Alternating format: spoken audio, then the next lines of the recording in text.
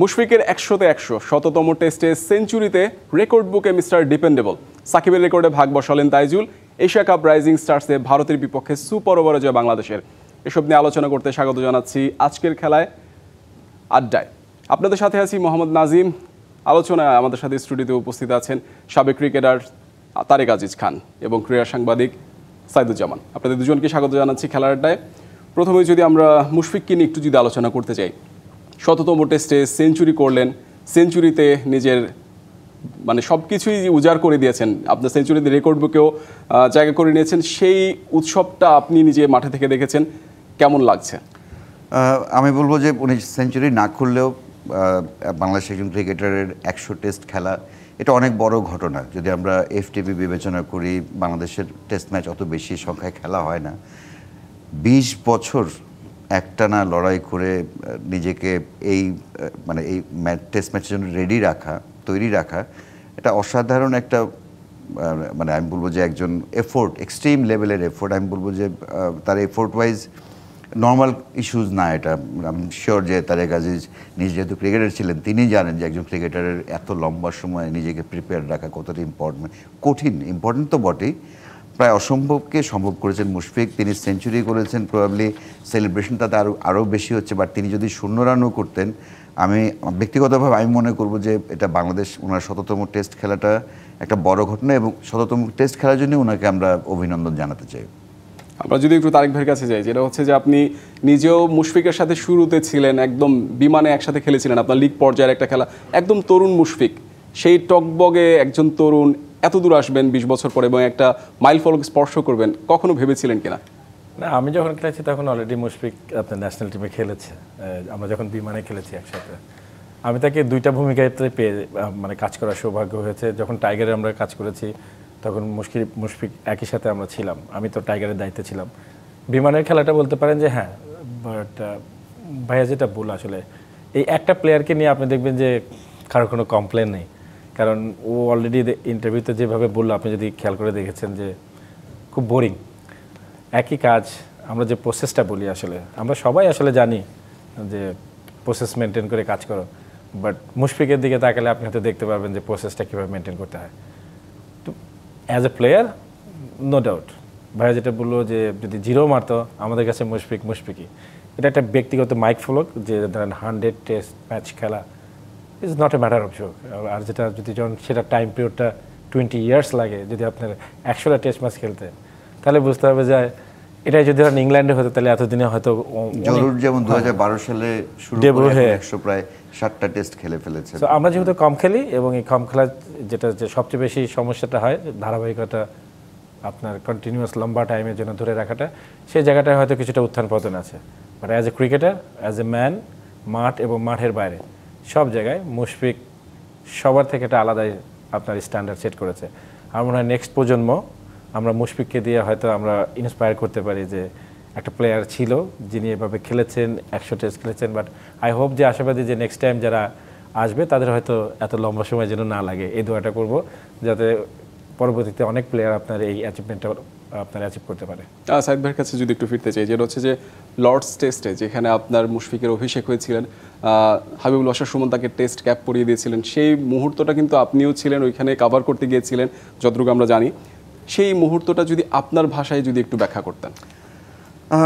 সত্যি কথা বলতে তখন বাংলাদেশ দলে যারা ছিলেন অনেক পরিচিত নাম ছিলেন। হাবিবুল বাশার, জাভেদ ওমর, মাশরাফি, আফতাব, মোহাম্মদ আশরাফুল, মোহাম্মদ রফিক, অনেক বড় বড় নাম ছিল। মুশফিকুর রহিম একটা বিকল্প হিসেবে প্র্যাকটিস ম্যাচে খালিদ মাসুদকে রেস্ট দেওয়ার জন্য তিনি সেই গল্পটা সেদিন করছিলেন। তাকে নেওয়া হয়েছিল অস্ট্রেলিয়া থেকে ওই ইংল্যান্ডে, বাট প্র্যাকটিস ম্যাচে তিনি এত ভালো করেছেন।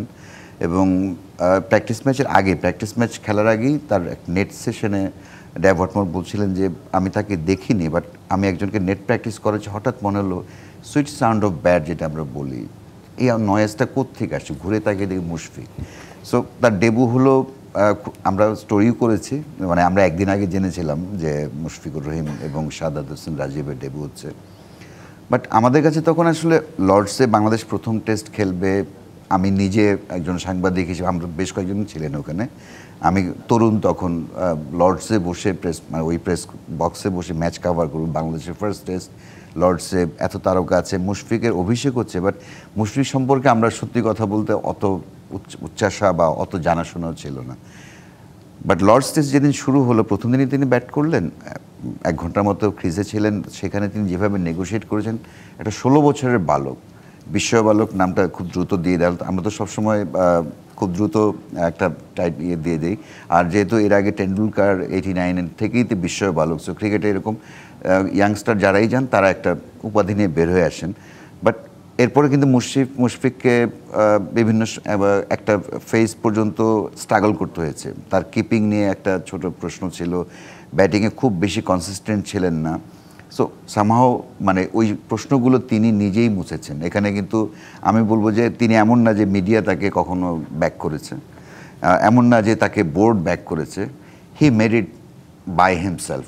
মানে আপনি তার শুরু থেকে শেষ পর্যন্ত, হ্যাঁ তার কোচ, তার ফ্যামিলি, তাদের কথা তিনি বলেছেন, আমরা সেদিন শুনলাম, বাট যেটা হয় যে আপনার এই সার্কিটে, সেলিব্রিটি জগতে সার্ভাইভ করতে হলে আপনার একটু মিডিয়ার হেল্প লাগে, একটু কর্পোরেট হেল্পও লাগে। বাট আমি মুশফিক হলো আমার দেখা অনলি ক্যারেক্টার যিনি নিজের চেষ্টায়, বা হয়তো কোচদের সহায়তা আছে, টিমমেটদের হেল্প থাকতে পারে, বাট মানে আমি যেটা বলছি মিডিয়া স্যাভি না উনি মোটেও, সেটা খুব বেশি তোয়াক্কা করেছেন বলে মনে হয়নি। ইফস অ্যান্ড বার্স হতে পারে সেলিব্রিটি হিসেবে মিডিয়াকে গুরুত্ব দেয়া বা জনগণকে গুরুত্ব দেয়া, উনি, আমি বিস্মিত হই যে একজন মানুষ নিজের কাজ, মানে ক্রিকেট নিয়ে একটা মানুষ যে 24 ঘন্টা বছরে 365 দিন এবং 20 বছরে 20 দিয়ে গুণ করলে যা হয়, এর বাইরে তিনি কিছু চিন্তা করেছেন বলে আমার মনে হয়। আমি এই জায়গাটা আমি বলি মুশফিকুর রহিম, আমার দেখা, আমার এই দীর্ঘ জীবনে আমি আসলে এরকম মানুষ দেখিনি যে নিজের পেশার প্রতি ডেডিকেশন, শুধু বলবো না, মানে এই ক্রিকেট ছাড়া যে তিনি অন্য কিছু ভাবেন, এটা আমার আসলে কখনো মনে হয়নি। আর ডেবুট টেস্টে তখন চঞ্চল একটা 16 বছরের তরুণ, আপনি তার কাছে কী এক্সপেক্ট করেন যে সবসময় হাসতো, হাসি খুশি থাকতো, সেই হাসি চেঞ্জ হয়েছে। বাট এখন উনি সর্বশেষ প্রেস কনফারেন্স যেটা তিনি করলেন সেঞ্চুরির পর, মানে আমি বলবো যে one of the finest press conference, মানে আমার ওইখানে উপস্থিত থাকার সুযোগ হয়েছে। এবং মুশফিকুর রহিমকে অভিনন্দন শুনবো, ধন্যবাদ দিব যে এত দীর্ঘ সময় তিনি মানে এই ল্যান্ডমার্কে এসে আমাদেরকে আসলে নতুন করে রিয়েলাইজ করালেন যে ওনার যে ওয়ার্ক এথিক, যেটা নিয়ে আমরাও মাঝে মধ্যে বলতাম যে এত কেন করেন। আমি টিম থেকেও আলোচনা শুনেছি, এত সিরিয়াস সে, তার মানে তার ড্রেসিং রুম উপস্থিতিটা এক ধরনের মানে মাঝে মধ্যে মানে খুব হতো। বাট এখন এভরিওয়ান রিয়েলাইজ যে আসলে Mushfiqur man to man vary করে। সাকিব আল হাসান এক ধরনের ম্যাচ প্রিপারেশন, তামিমের এক ধরনের, মুশফিকের ডিফারেন্ট। বাট মুশফিক যে আলটিমেটলি সবার চেয়ে এগিয়ে গেলেন, নাম্বার অফ ম্যাচেস বলেন, কেরিয়ার, এই জায়গাটা মনে হয় তার ওয়ার্ক এথিক, তার থট প্রসেস, অভিনন্দন। তারেক ভাইয়ের কাছে যদি একটু জানতে চাই, আপনি অনেকটা পরিণত, মানে বলতে গেলে আপনার তরুণ একজন মুশফিককে দেখেছিলেন, পরবর্তীতে পরিণত একজন মুশফিককে দেখেছেন। আপনি যেমনটা বললেন যে বাংলা টাইগার্সে আপনার অধীনেই কিন্তু অনুশীলনও করেছে। মুশফিক বাকিদের চেয়ে কীভাবে আলাদা? এটা তো আমার মনে হয় যে বাংলাদেশের প্রত্যেকটা মানুষ যারা ক্রিকেট অঙ্গনের সাথে জড়িত তারা সবাই জানে যে মুশফিক কেমন। আমি আপনাকে বলতে পারি যে অ্যাজ এ সতীর্থ হিসাবে একসাথে খেলেছি। আমি যখন কোচিংয়ে আসলাম, ক্রিকেট বোর্ডে জয়েন করলাম, আপনার টাইগারের একটা প্রোগ্রামে আমরা চিটাগংয়ে প্রায় লম্বা টাইম আপনার একটা হোটেলে একসাথে কাটিয়েছি। আসলে মানুষ আসলে যেটা আমি আপনাকে আগেই বলেছি, কারণ আমরা যে জায়গাটা অবস্থান করতেছি অ্যাজ এ প্লেয়ার, আপনার পারফরমেন্সটাই সবাই কাউন্টেবল করে। বাট এই পারফরমেন্সটা ধারাবাহিকতা ধরে রাখতে গেলে আপনাকে কতটা ত্যাগ স্বীকার করতে হয়। মুশফিক কিন্তু অলরেডি যেমন বললাম যে ইন্টারভিউটা সে দিয়েছে, আমার মনে হয় এরপরে আর কোনো কোশ্চেনের অ্যান্সার আমরা আসলে আমাদের মুখ দিয়ে বলা উচিত। আমার মনে হয় সে প্রত্যেকটা কর্নারে আপনার চমৎকারভাবে বলেছে। যেটা বললাম যে আমরা সবাই জানি কিভাবে রেডি হতে হয়, কিন্তু এটাকে মেনটেনেন্স করা day by day, every hour, আপনি কি পরিমাণ সময় তিনি, যেমন অনেকের আছে যে 2 বল মারলে হয়, মুশফিকের 2 বলে হয় না। আমাদের যখন প্র্যাকটিস হয়েছে, আপনি বিশ্বাস করবেন আমরা 9টা থেকে প্রায় 4টা পর্যন্ত টাইম স্পেন্ড করেছি লাল বলের প্রিপারেশনের সময়। মুশফিক আরও 2 ঘন্টা আগে গেছে। তার সাথে দেখেন আবার কোচিং স্টাফের একটা অংশ তার সাথে যেতেছে দেশের বাইরে। তো আমার মনে হয় একটা প্লেয়ারের যেমন নিজস্ব, আপনারা যেটা আমরা সবসময় বলেছি যে নিজস্ব প্রিপারেশন ফেজে জায়গাটা থাকে, মুশফিক আসলে ওই জায়গাগুলো একদম পরিপূর্ণ ইউটিলাইজ করেছে। ও কোনো একটা ফ্যাসিলিটি নর্মালি অনেকে হয় কি যে ভালো বলার নেই কিন্তু ব্যাট করতে চায় না, কিন্তু মুশফিক কিন্তু এমন না। আপনি ভাইয়ের আরও বেশি ম্যাচ কাভার করেছে, তো ঘন্টার পর ঘন্টা নেট বোলারদেরকে খেলে গেছেন, যে ধরনের বলারই আসুক। তার মানে তার প্রিপারেশনের জায়গায় সে কখনো ছাড় দেয়নি, যেটা আমরা অন্যদেরকে ইন্সপায়ার করি যে হ্যাঁ দেখো। কিন্তু মুশফিকের যে আওয়ারটা তিনি নিয়েছেন, ধরেন মুশফিকের একটা লম্বা সময় লাগতো তার সব কিছু কন্ট্রোলে আনার জন্য, এটা হয়তো অন্যের পক্ষে সম্ভব নয়। বাট আমার মনে হয় যে আমরা যে জায়গাগুলোতে তার বেশি ফোকাস করতে পারি সেই জায়গাগুলোতে হলো হি ইজ এ ক্যারেক্টার, যে ক্যারেক্টার আমরা সবসময় ড্রেসিং রুমে ডিজার্ভ করি অ্যাজ এ ট্রু লিডার, যে সামনে থেকে আপনার রেসপন্সিবিলিটি নিতে চায়। আমরা তাকে দেখেছি উইকেটের পিছনে লম্বা টাইম অ্যাজ এ পুরা টিমকে ধরে রাখার যে ক্যাপাবিলিটি। তো প্রত্যেকটা জায়গায় যদি আমরা যদি অ্যাজ এ প্লেয়ার হিসাবে রোলগুলোকে ভাগ করতে যাই, আপনি প্রত্যেকটা স্টেজে বাংলাদেশ ক্রিকেটে আমার মনে হয় যে মুশফিকের নামটা আসবে। So Mushfiq one of the character যাকে আমরা মনে করি যে উই আর লাকি এনাফ যে আমরা তাকে অ্যাজ এ পার্সোনালি আমাকে যদি বলেন সতীর্থ হিসাবে পেয়েছি, কোচিং সেট আপে যা পেলাম, তো আমার কাছে মনে হয় যে আমরাও তার কাছ থেকে অনেক কিছু শিখেছি, যেটা আমাদের আসলে অনেক সামনে আরও হেল্প করবে। না, একটা মজার তথ্য আছে, যেটা হচ্ছে সে সাবেক cricket operations chairman Akram Khan, তিনি কিন্তু জানিয়েছিলেন যে এমনও হয়েছে যে আসলে ঈদের সময়, ঈদের চলাকালীন আপনাদের তখন মানে গ্রাউন্ড কর্মীরা অনেকেই আপনার ছুটিতে চলে যান, উইকেটের বিষয়ে একটা ব্যাপার আছে, তারপরে বল বয় তাদেরও একটা ব্যাপার আছে। মুশফিক কিন্তু তখন গিয়ে একটা আবদার করতো যে আসলে তার জন্য একটা প্র্যাকটিস সেশনের ব্যবস্থা করে দেওয়া যায়। সেটাও তিনি কিন্তু মানে কারো ছুটি বিঘ্ন সেভাবে ঘটাতেন না, এটার জন্য তার পক্ষ থেকে ব্যক্তিগত ইনসেন্টিভ থাকতো গ্রাউন্ডসম্যানদের, মানে এমন না যে তাদের ঈদের ছুটি মানে ওটা ওভারটাইম হিসেবে তিনি ট্রিট করতেন। ভেরি ইউনিক, শুধু ঈদের না, আপনি মানে তিনি যেখানে অ্যাভেলেবল, ফ্লাইট জার্নি করে এসছেন, ভেরি নেক্সট ডে সকালবেলা তিনি হাজির।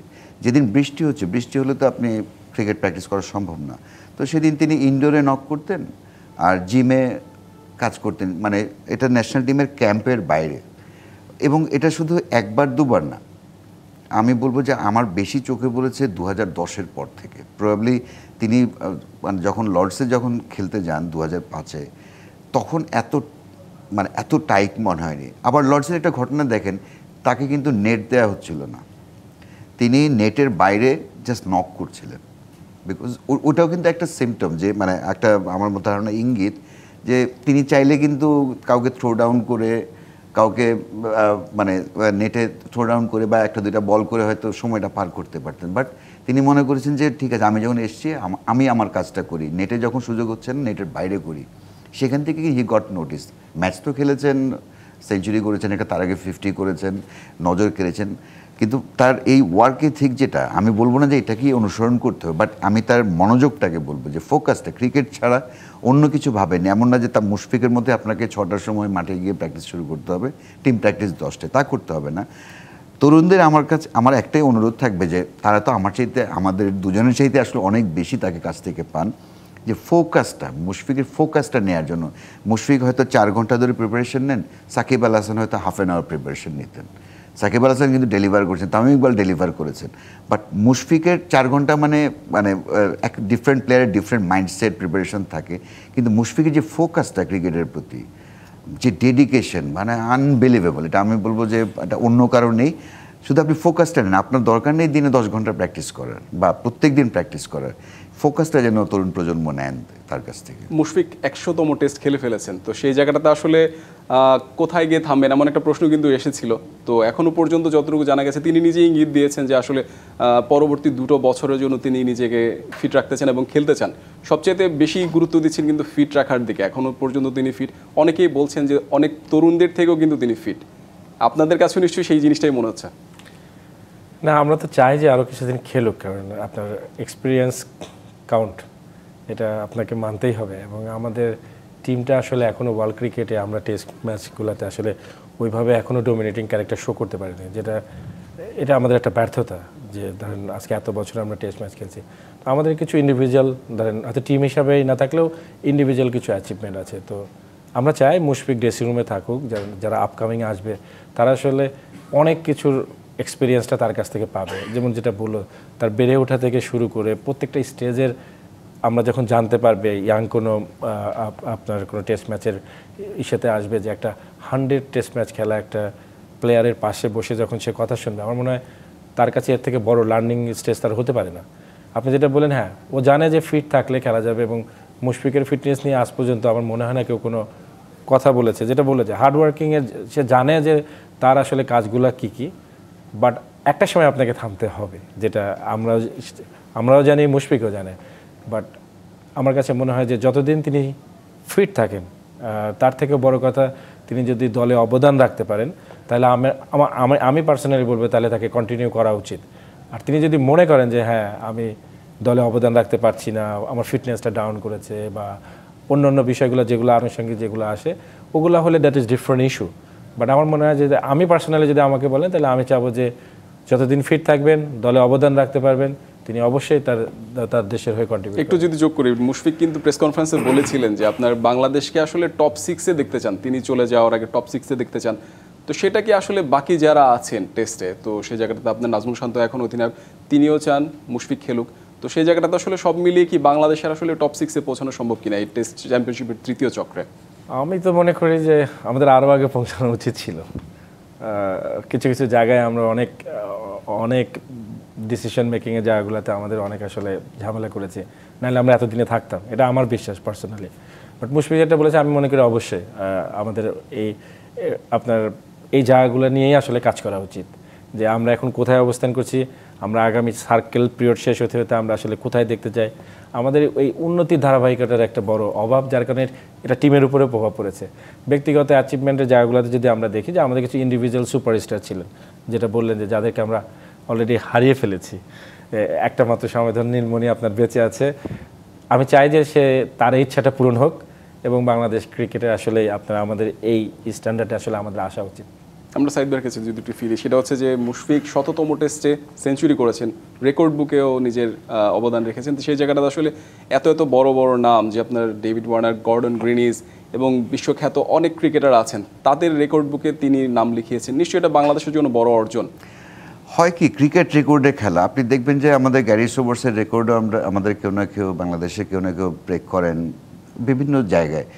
মানে ওই জায়গাটা হয়তো মুশফিকের নামটা আসাতে হয়তো একটু বেশি ভালো লাগছে, বাট আমার কাছে মনে হয় যে মুশফিক মানে একটা ক্যারেক্টার। মানে আপনি শুধু মুশফিককে 3টা ডাবল সেঞ্চুরি, বাংলাদেশে একমাত্র তার প্রথম ডাবল সেঞ্চুরি, তার প্রথম 100তম টেস্ট খেলেন, অনেকগুলো বিষয় আছে। বাট 20 বছর, মানে আমি তাকে ক্যারেক্টার হিসেবে দেখি, তার রান নিয়ে আসলে আমি খুব বদার্ড না। যেটা আপনি বলছিলেন যে উনি আরও কতদিন খেলতে পারবেন, মুশফিকের ক্ষুধা জীবনে যাবে না, বিকজ মানে তার রানের প্রতি যে ক্ষুধা, সেটার জন্য নিজেকে প্রিপেয়ার করা, সে ঠিক আছে, বাট একটা সময় থামতে হয়। কিন্তু মুশফিকুর রহিম মানে যেভাবে নিজেকে প্রিপেয়ার করেন ক্যারেক্টার হিসেবে, এই ক্যারেক্টারের ছিটে ফোটা, ধরেন একটা রুমের মধ্যে আমরা 15 জন, আজকে 5-6 বছর, মুশফিক তো 20 বছর আছেন, এখন যারা আছেন ধরেন লিটন বলেন, নাজমুল হাসান শান্ত বলেন, 4-5 বছর ধরে তারা আছেন একটা ড্রেসিং রুমে। ছিটে ফোটাও যদি বাকিদের মধ্যে থাকে, ইনজেক্ট করতে পারেন তিনি, বাকিরা নিতে পারেন, আই এম শিওর যে বাংলাদেশ ক্রিকেটের আয়ারল্যান্ড সিরিজ বলে বলছি না, টেস্টে আপনি যেটা 6 নম্বরের কথা বলছেন, কিছুটা ইভলভড হচ্ছে। আপনি যদি বডি ল্যাঙ্গুয়েজ দেখেন, এই জায়গায় ধরেন তারেক যেটা বলছিল, বাংলাদেশে আরও আগে 6-এ যাওয়া দরকার ছিল, আসলে আমরা কেন পারিনি সেটা বললে সেই কাচের দেয়ালই ঢিল মারা হবে। সবসময় আমাদের টিম সিলেকশন বলেন, আমাদের নীতি নির্ধারকদের মতই গতি বলেন, যে T20 না ওয়ানডেকে কোনটাকে বেশি গুরুত্ব দিব, এই করতে করতে বাংলাদেশ কিন্তু মানে আপস অ্যান্ড ডাউনসটা অনেক বেশি। আপনি ক্রিকেটে সবসময় একতালে যাবেন না, বাট আমাদের উত্থান এবং পতন এত জোরে হয়, সেখান থেকে আমরা আজকে যেই জায়গায় আছি সেই জায়গায় থেকে আপনি আমাকে বলেন 6-এ যেতে পারবো কিনা, ভেরি ডিফিকাল্ট। বাট যদি একমাত্র পসিবল যদি মুশফিকুর রহিমের কাছ থেকে আমি যেটা বললাম, যে তার চারিত্রিক মানে মানসিক দৃঢ়তার, মানে ক্রিকেট ক্ষুধার ছিটে ফোটা যদি ড্রেসিং রুমের বাকিদের মধ্যে ছড়িয়ে যায়। একটু যদি মজার তথ্য জানতে চাই, যে মুশফিক, ক্রিকেটার মুশফিককে আপনারা খুব ভালোভাবে চেনেন, ব্যক্তিগত মুশফিককে আপনারা দুজন কতটুকু চেনেন, একজন করে যদি বলতেন? খুব মুড সুইং করে, মানে আপনি মুশফিক কখন আপনাকে দেখে হাসবে আর কখন বিরক্তি প্রকাশ করবে, মানে এটা প্রবাবলি তিনি খুব আবেগপ্রবণ, এই কারণেই হতে পারে যে খুব মুড সুইং করে। আমার কাছে যেটা মানে বক্তা হিসাবে খুব ভালো, আপনারা কতটুকু জানেন বা জানি না, বাট তিনি যখন মুশফিক যখন কোনো কিছু বলেন খুব চমৎকারভাবে বলেন। এবং আর একটা জিনিস আমরা যেটা ফিল করেছি, দারুণ হেল্পফুল ফর দ্য ইয়াং যারা ইয়াং ক্রিকেটার আছে তাদের জন্য কিন্তু দারুণ হেল্পফুল।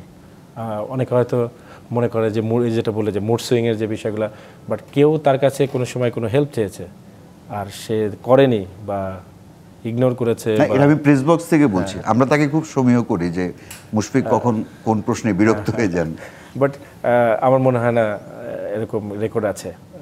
যদি ইনফর্ম না হলেও দেখবেন যে পিছন দিয়ে হলেও মুশফিক সেই জায়গাগুলোতে নক করেছে। আপনার কথা ধরে যদি বলি, যেটা হচ্ছে বাংলাদেশের একমাত্র সবেধন নীলমণি এখন মুশফিকই টিকে আছেন, বাকিরা সবাই দূরে আছেন ক্রিকেট থেকে। সাকিবকে নিয়ে একটু কথা বলবো, ঢাকা টেস্ট নিয়েও কথা বলবো। আমরা একটা বিরতি নিয়ে আসছি, তারপর কথা বলছি। দর্শক দেখছেন খেলার আড্ডা, নিচে একটি বিরতির সাথেই থাকুন। আবারও স্বাগত খেলার আড্ডায়। আলোচনা আমাদের সাথে স্টুডিওতে উপস্থিত আছেন সাবেক ক্রিকেটার তারেক আজিজ খান এবং ক্রীড়া সাংবাদিক সাইদুজ্জামান। আমরা যেটা বিরতিতে যাওয়ার আগে বলছিলাম, ঢাকা টেস্ট নিয়ে অনেক আলোচনা হচ্ছে। তাইজুল আলাদা করে নিজেকে পরিচয় করে দিয়েছেন সর্বোচ্চ উইকেট শিকারী টেস্টে, সেই জায়গাটাতে আপনার সাকিবের রেকর্ডে ভাগ বসিয়েছেন। বাংলাদেশের জন্য তো নিশ্চয়ই একটা বড় একটা অর্জন, তাইজুলের জন্য বড় একটা অর্জন যে বেশি উইকেট শিকার করতে পারছেন। 250 উইকেট শিকার করতেও পারেন আয়ারল্যান্ড টেস্টে, ঢাকা টেস্টে। তাইজুল আমি বলবো যে সবসময় আন্ডাররেটেড একজন ক্রিকেট পার্সোনালিটি বাংলাদেশের। আমরা মিডিয়াও তাকে নিয়ে যখন আলোচনা হয় প্রথমে সাকিবের কথা আসে, আর একটু পিছনে আমরা যারা আমার মতো যারা মানে পুরনো সাংবাদিক তাদের মনে আসে মোহাম্মদ রফিকের কথা।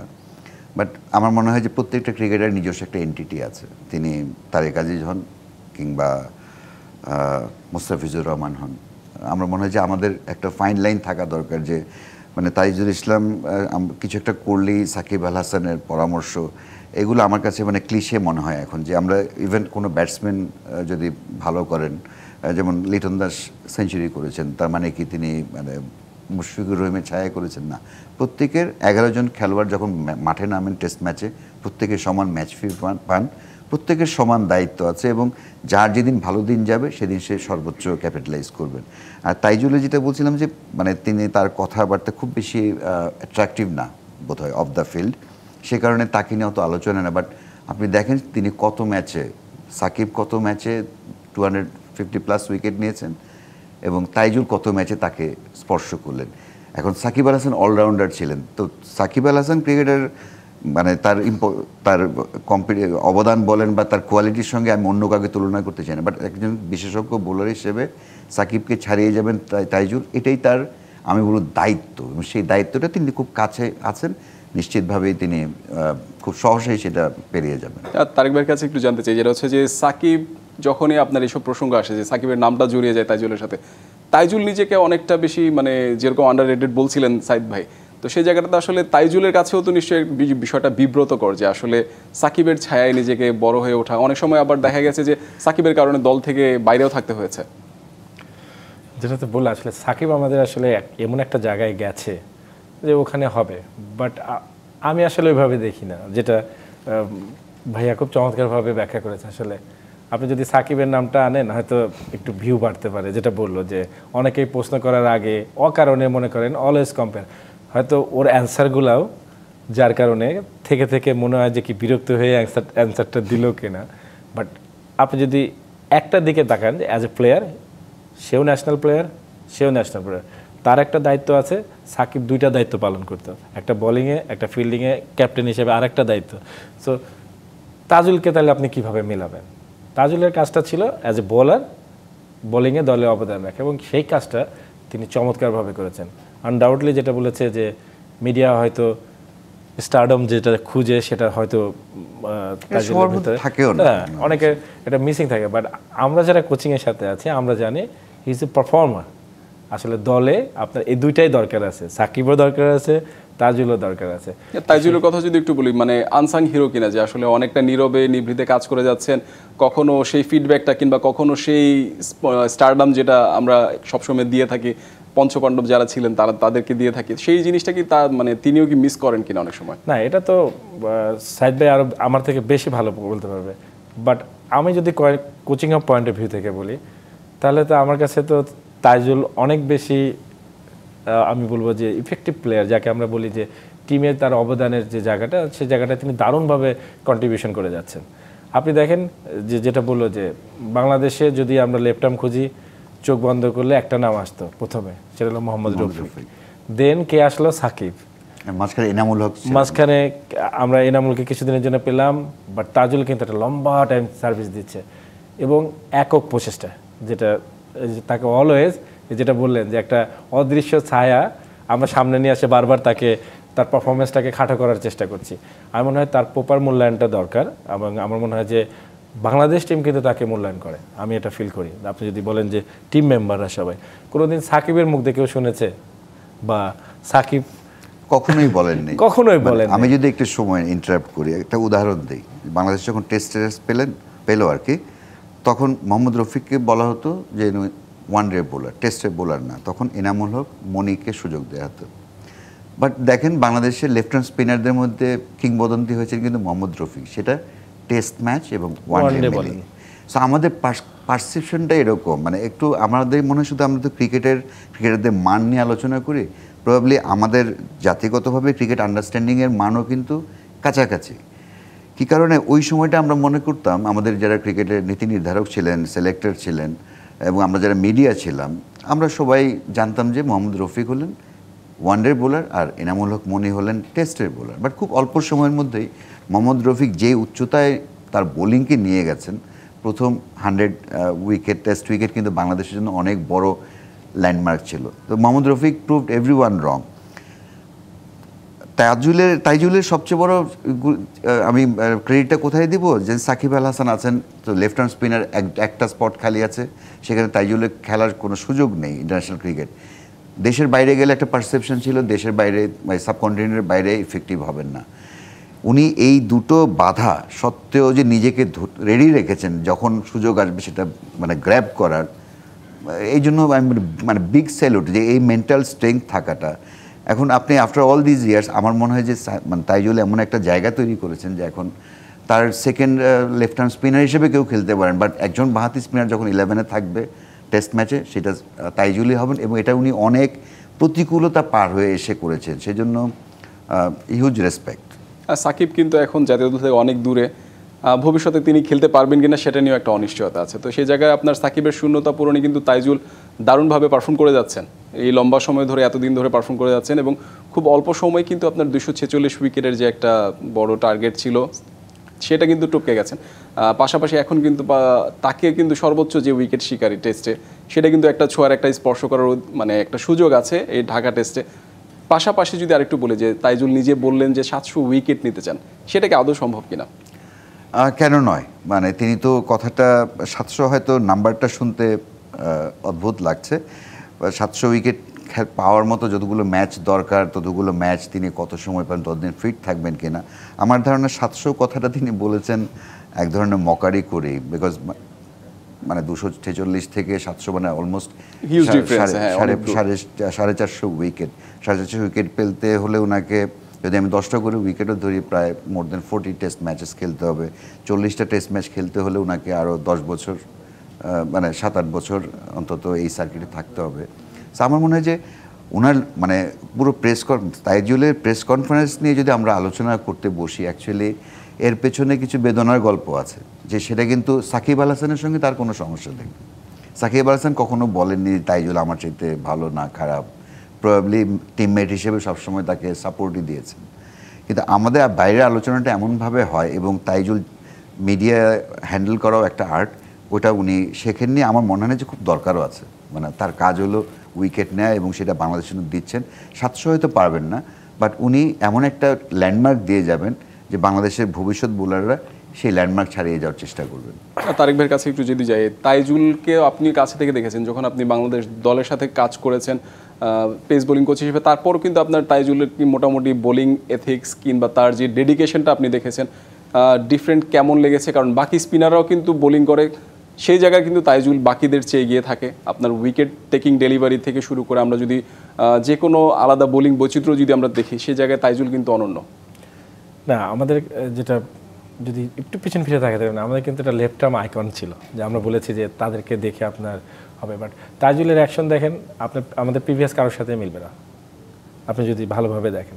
বাট আমি যেটা দেখেছি সেটা হলো অবশ্যই একটা রুটিন ওয়ার্ক আছে এবং আমরা সবসময় যে প্যাটার্নটা বলি যে তার তার বোলিং প্যাটার্নটা তার মতো, এবং সেই জায়গাটায় আমরা একজনকে, আমি পার্সোনালি আমি সোহেল ভাই আছেন যিনি আমাদের টাইগারের হেড কোচ, আমি তাকে অনেক ক্রেডিট দিতে চাই। তিনি অনেক প্যারা সহ্য করেন, মানে আমি যেটা বলবো যে সবাই তার কাছে যান স্পিন বোলার বিশেষ করে, বিকজ আমাদের অপশন খুব কম, মানে কোয়ালিটি যেটা আমরা সবসময় বলি যে স্পিন কোয়ালিটি কোচের সংখ্যা আমাদের বাইরে থেকে সবসময় হায়ার করতে হয়। আপনার লোকালি রফিক ভাই হয়তো ওইভাবে আপনার কোচিংয়ে আসেন নাই, যার কারণে আমরা ওইভাবে কিন্তু স্পিনের খুব ভালো ওই কারেন্ট খেলা প্লেয়ারগুলোকে পাইনি। আমরা সোহেল ভাই অনেক যত্ন করে তাকে শিখিয়েছেন। মাঝখানে ভেটোরিয়া আসার সময় একটা ম্যাসিভ একটা আমি বোলিং অ্যাকশন নিয়ে একটা সম্ভবত একটা ইয়ে ছিল। এত বড় সাহস দেখানোটাও আপনার, কারণ স্টাবলিশ প্লেয়াররা সাধারণত অন্যকে কপি করে না, বাট তাজুল কিন্তু আই ডোন্ট নো সে কিন্তু করে ফেলেছিল। আবার এত দ্রুত যে আপনার রিকল করা যায়, সে কিন্তু আবার ব্যাকও করেছে তার অরিজিনাল অ্যাকশনে। তো এটার জন্য আপনি তাকে ক্রেডিট দিতে হবে। তাকে আমরা হয়তো যতটুকু দেখছি তার থেকে বেশি সময় সে কিন্তু নেটে ব্যয় করেছে এই অ্যাকশনটাকে রিকল করার জন্য। আমার মনে হয় যে এই জায়গাটা সে কিছুটা সাহসিকতার পরিচয় দিয়েছিল। আবার একদিক চিন্তা করলে একটা বোকামিও সে হয়তো করেছে কিনা সে হয়তো ভালো বলতে পারবে, বাট তারপরে তিনি যেভাবে ফিরে এসেছেন, এবং আমার মনে হয় প্রত্যেকটা টেস্ট ম্যাচগুলোতে আমরা খুব কাছ থেকে তাদেরকে দেখলাম যে তার যে বোলিং এথিক্স, তার সাথে হয়তো দেখেন আমাদের এখন আমরা বলতে পারি মুরাদকে আমরা অনেক দিন পরে আমার মনে হয় যে একটা লেফট আর্ম থাকা অবস্থায় আর একটা লেফট আর্মকে আমরা গ্রো আপ করার চেষ্টা করছি। এই জিনিসটা আমার কাছে খুব পজিটিভ মনে হয়েছে, যেটা সাকিব থাকার কারণে, যেটা আপনি বলেছেন যে সাকিবের পরে কিন্তু তাজুল অনেক, সবাই বলছে যে ম্যাচ খেলার পারফর্ম করার পরেও তাকে ম্যাচের বাইরে যেতে হয়েছে। হয়তো এই জায়গার থেকে আমার মনে হয় যে টিম ম্যানেজমেন্ট বের হয়ে আসছে যে একটা প্লেয়ারকে গ্রো আপ করার জন্য যে পর্যাপ্ত সময়টা দেওয়া দরকার, আই থিঙ্ক সেই জায়গাটাও আমার মনে হয় যে আমরা তাজুল হয়তো নেক্সট জেনারেশনকে আপনার দারুণভাবে, আমরা সিনিয়রদের নিয়ে অনেক আলোচনা করছি, জুনিয়ররাও কিন্তু আপনার এশিয়া কাপ রাইজিং স্টার্সে ভালো একটা ফল নিয়ে এসেছে, সেটা নিয়ে আমরা আলোচনা করব। একটি বিরতি নিয়ে আসছি। দর্শক দেখছেন খেলার আড্ডা, নিচ্ছে একটি বিরতি, সাথেই থাকুন। দর্শক আবারও স্বাগত খেলার আড্ডায়। আলোচনা করতে আমাদের সাথে স্টুডিওতে আছেন সাবেক ক্রিকেটার তারেক আজিজ খান এবং সাবেক ক্রীড়া সাংবাদিক সাইদুজ্জামান। যে প্রশ্নটা আমরা রেখে গিয়েছিলাম বিরতিতে যাওয়ার আগে, এশিয়া কাপ রাইজিং স্টার্সে বাংলাদেশ ফাইনালে উঠেছে, কিন্তু সেমিফাইনালে কিন্তু একটা বড় কোশ্চেন মার্ক আছে। এত ভালো একটা ম্যাচ, নিশ্চিত জেতা একটা ম্যাচ, সেই জায়গাটাতে সুপার ওভারে ম্যাচটা গড়িয়েছে, এবং সেই জায়গাটাতে আসলে বাংলাদেশ কষ্টেই জিতেছে অনেকটা, ভাগ্য সহায় করে। কেমন লেগেছে দেখেছে? যে ভুলটা আকবর করেছেন, এটা আসলে তার কাছ থেকে, তিনি অত্যন্ত ক্রিকেট ব্রেইন হিসেবে অত্যন্ত শার্প হিসেবে আমরা জানি, আন্ডার-19 ওয়ার্ল্ড কাপ জয়ী দলের অধিনায়ক। বাট আমার ধারণা কি তিনি কি রানের হিসেবটা ভুল করেছিলেন কিনা, তার কাছে মনে হয়েছিল কিনা যে 3 রান হলেই তারা ম্যাচ জিতে যাবে। সেটা হওয়ার চান্স নেই, বিকজ ডিজিটাল বোর্ডে হয় কি ক্রিকেটের এরকম ক্রাঞ্চ মোমেন্টে, এবং তিনি যখন অধিনায়ক এবং কিপারের দায়িত্ব, হয়তো ওই জায়গাটায় ব্রেন ফেড হয়ে থাকতে পারে। বাট সুপার ওভারে যাওয়ার পর যেটা হয়েছে, আনইমাজিনেবল। রিপন মন্ডল যে বোলিং করেছেন, আমরা এরকম সুপার ওভার আসলে দেখিনি এত, মানে তার ওই বোলিং। বাংলাদেশ জিতেছে সেটা সব শেষ কথা, খুবই মানে ভালো যে বাংলাদেশ ফাইনালে গেছে। বাট ওই মিস্টেকটা আসলে মানে আকবর আলী এই ধরনের মিস্টেক করার ছেলে না, যেটা আমার কাছে মনে হয়েছে হয়তো ওই মোমেন্টে ক্যাপ্টেন্সির প্রেশার আছে, চিন্তা আছে, হয়তো ওই মিস্টেকটা হয়ে গেছেন। আমরা একটু লাইটলি দেখি, বিকজ মানে আমার কাছে মনে হয় যে এটা ম্যাচটা হারলে হয়তো তার উপর অনেক বেশি চাপ তৈরি হতো। থ্যাংক গড যে বাংলাদেশ জিতেছে, ফাইনালে গেছে, আশা করি হয়তো ট্রফিও জিতবে। তারেক ভাই যদি একটু বলতেন, যেটা হচ্ছে অপোনেন্ট যখন ভারত, স্নায়ু চাপটা কি বেশি থাকে কিনা? কারণ আমরা সিনিয়রদের সাথেও দেখেছি যে আপনার 3 বলে 2 রান দরকার, সেখানে 1 রানে ম্যাচ হেরে গেছে। এরপরে এখন যখন আপনার এখনো পর্যন্ত খেলছে ভারতের সাথে, অপোনেন্ট যখন ভারত, তখনই কি মানে বাড়তি একটা চাপ কাজ করে কিনা? আমরা সবসময় বলেছি, আপনারা হয়তো আমাদের অনেক ফিজিক্যাল ওয়ার্ক দেখেন, বাট ডমিনেটিং ইনসাইডের এটা তো আপনারা আসলে এটা বুঝতে পারেন না। আপনি যদি এই ম্যাচটায় দেখেন, আমরা লাকি, যেটা আমরা সবাই জানি যে আমরা লাকি, বাট আমরা কিন্তু অনেক ভালো ক্রিকেট খেলেছি। বাট দিন শেষে বলতে হচ্ছে যে আমরা অনেক লাকি। কেন? কারণ আমরা এই ক্রাঞ্চ মোমেন্টটাতে কীভাবে কন্ট্রোল করতে হয় নিজেদের, সেই জায়গাগুলো, যেটা বললো যে আকবরের মতো লোক যাকে গড়ে তোলা হচ্ছে লাস্ট, আপনি যদি দেখেন যে আমার মনে হয় লাস্ট 10 ইয়ার্স অলমোস্ট, আমি বলবো যে অ্যাজ এ ক্যাপ্টেন হিসাবে আপনি করেছেন, তিনি তার ক্রাঞ্চ মোমেন্টে তার ডিসিশন মেকিংয়ের যে জায়গাটা আমরা বলেছি যে গেম অ্যাওয়ারনেসের যে আমাদের একটা বড় অভাব আছে, সেটা এরকম এই ধরনের টাইটাই ম্যাচগুলোতে আসলে আপনি আপনার কাছ থেকে টপ ক্রিকেটে আপনি আশা করবেন। ইন্ডিয়া যদি হয়, আপনি যেটা বলেছেন, ইন্ডিয়ার সাথে খেলাটাতে কি হয়, একটা স্কিলফুল নেশনের থেকে আপনার অল স্কিলফুল, যেটা আমরা সাথে বলছিলাম যে অল পারফর্মার, তারা তৈরি করছে পারফর্মার, আমরা একটা 20 জনের স্কোয়াড তৈরি করছি। তো 2 জনের মোটিভ আলাদা। তো সেই জায়গাটা আপনি যখন টক্কর দিতে যাবেন, আপনি ফিজিক্যালি, আপনি টেকনিক্যালি, আপনি মেন্টালি, আপনাকে সব জায়গাগুলোতে আপনার বেস্ট আউটপুটটা দিতে হয়। আর ওটা দিতে গেলে আপনার নার্ভাস সিস্টেমটা যদি ডেভেলপ না থাকে, তাহলে আপনি ক্রাঞ্চ মোমেন্টে নার্ভাস ফিল করবেন। সেই জায়গাটাই বারবার আমরা সবসময় বলি যে আমাদের হচ্ছে। বাট আই হোপ যে নেক্সট ইগুলাতে আমরা যেটা বলেছি যে আমাদের পজিটিভ যে দিকগুলো আছে, যে আগে এই নার্ভাস মোমেন্টগুলোতে আসলে কীভাবে কাজ করতে হয়, ট্রেনিং মেথডে কীভাবে এগুলোকে ইমপ্রুভ করা লাগে, এগুলো সম্পর্কে আমাদের নলেজ একটু কম ছিল। বাট নাও ডেজ আমরা আসলে এই জিনিসগুলোতে জানি। বাট এটা একটা গুড সাইন, যেটা আমরা বললাম যে কিছু কিছু সময় আপনার লাক দরকার হয়। And we are lucky enough today যে আমাদের সেই সময় লাকটা আমাদের পরে এসেছে। বাট আপনি যেটা বলেছেন, বাট আমরা অলওয়েজ আশা করি যে আমাদের কিছু কম্পিটিটিভ ক্রিকেট দরকার, তাইলে আপনি কিছু রেডি পারফর্মার পেয়ে যাবেন। সাইদ ভাইয়ের কাছে দুই দিক জানতে চাই, যেটা হচ্ছে এই দলটার মধ্যে আপনি উদীয়মান ক্রিকেটার কাকে দেখছেন, এবং বেশ কয়েকজন ক্রিকেটারই আছে, আপনি যেমনটা বলছেন আপনার জিসান আলম আছেন, পাশাপাশি হাবিবুর রহমান সোহান আছেন, আলো খেলেছেন, এই টুর্নামেন্টে ভালো খেলেছেন, কাদের মধ্যে সম্ভাবনা বেশি দেখছেন? অ্যাকচুয়ালি মানে আমি তাদেরকে খুব বেশি দেখিনি, বাট আমার কাছে মনে হয় যে আমাদের মানে যেটা সিনিয়র টিমেরও অনেকেরই একই সমস্যা আছে। সিনিয়র টিমের সমস্যা তো সিনিয়র টিমের সমাধান হয় না, সমাধানের জায়গা কিন্তু এই জায়গাগুলোতে। মানে আপনি এ টিমে যাবেন, আরও নিচে 19-এ যাবেন, 15-এ 13-এ যাবেন।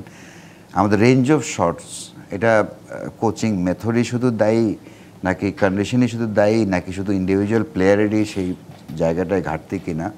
আপনি দেখবেন যে অনেক শট, যেমন হাবিবুর রহমান, সোহান, তিনি আজকের ম্যাচে 4টা 6 মেরেছেন শেষ ওভারে। ওটা কিন্তু অনেক বড় ইম্প্যাক্ট ছিল। আমরা তো ম্যাচের শেষটা নিয়ে বলছি, শুরুটা। জাওয়াদ আজকে রান করেননি, বাট তিনি কিন্তু কনসিস্টেন্টলি 19 হয়ে অনেক দিন রান করছেন। আপনি জিসানের কথা বলছেন, জিসানও অনেক বড় বড় শটস খেলেন। বাট আপনি দেখবেন যে আমাদের শটের রেঞ্জ, মানে আমাদের অন সাইডে বেশি শট খেলা হয়। এই জায়গাটায় আমি খুব মানে আশাবাদী তো হতেই চাই, কারণ আমাদের বাংলাদেশের এইজ লেভেল কিন্তু সবসময় অনেক সাকসেস স্টোরি আছে। আমরা আলোচনার একদম শেষ পর্যায়ে চলে এসেছি, নিশ্চয়ই পরবর্তীতে আরও আলোচনা করবে। আপনাদের ধন্যবাদ দুজনকে আমাদের সাথে যুক্ত হবার জন্য। দর্শক, এই ছিল আজকের খেলার আড্ডায়, সাথেই থাকুন।